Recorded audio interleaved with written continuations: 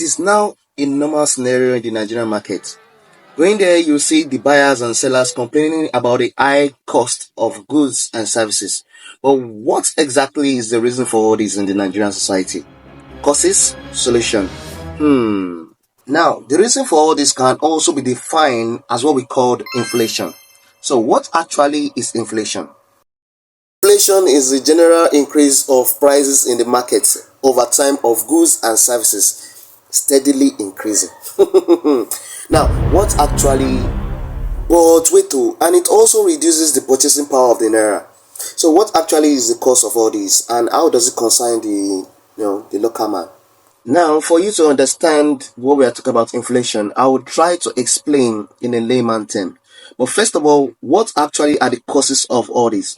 The first one that we have is the rising cost of production. We have the devaluation of the currency, government policies, and supply chain disruption. But the terms might be so complex for some people, but I'll try to explain in a layman term with an example. Look at, for example, now petroleum product that Nigeria produces. Though we are one of the topmost supplier of the petroleum products, but the fact that we don't have the necessary equipment as a country to refine these products, we have to export the raw crude oil down to a foreign country. And when we are bringing back, you know that the currency that we are going to use to exchange this petroleum product back into the country is not naira. It is going to be dollars. And the balance between the naira and the dollars is way high. So now that we are going to bring this product back into the country, we need to balance up the naira cost with the valuation of the dollars. So that is why whenever a product is coming into the market, which is not ours, and it is being paid in dollars outside, for the goods and services to be brought inside the country, which is now in dollars, which prompts the prices of these products to be sold to the final consumer, that is you and I, to be increased. So government policies to also play a role in the high cost of production of goods and services.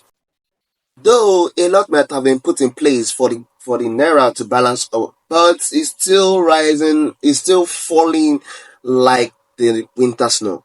That I don't know what actually is the cause why the naira keeps falling down. But let me tell you this: some of the government policies which have been put in place might not really be so effective, but on a long run.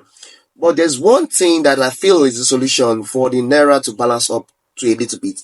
One thing is that we should encourage Nigerians to produce some things that we buy. We should keep producing locally. There are so many locally made products that we ought to purchase within ourselves and not purchasing on a foreign market base.